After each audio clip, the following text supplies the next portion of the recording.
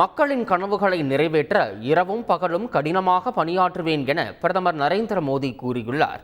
தேர்தலில் வெற்றி பெற்ற பிறகு உத்தரப்பிரதேச மாநிலத்தில் உள்ள தனது சொந்த தொகுதியான வாரணாசிக்கு முதல் முறை சென்ற பிரதமர் மோடி விவசாயிகள் கௌரவ மாநாட்டில் கலந்து கொண்டு பிரதமரின் கிசான் சம்மான் நிதி திட்டத்தின் கீழ் விவசாய பயனாளர்களுக்கு நிதி உதவி வழங்கினார்.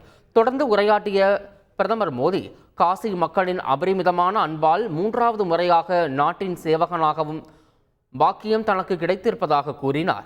கங்கை அன்னை தன்னை தத்தெடுத்து கொண்டது போல் தோன்றுகிறது என்று கூறிய பிரதமர் மோடி மக்கள் வைத்துள்ள நம்பிக்கைதான் தனக்கு மிகப்பெரிய சொத்து என்றார். இந்தியாவை மூன்றாவது மிகப்பெரிய பொருளாதார நாடாக உருவாக்குவதில் விவசாயம் மிக முக்கிய பங்கு வகிக்கப் போகிறது என்றும் பிரதமர் மோடி நம்பிக்கை தெரிவித்தார்.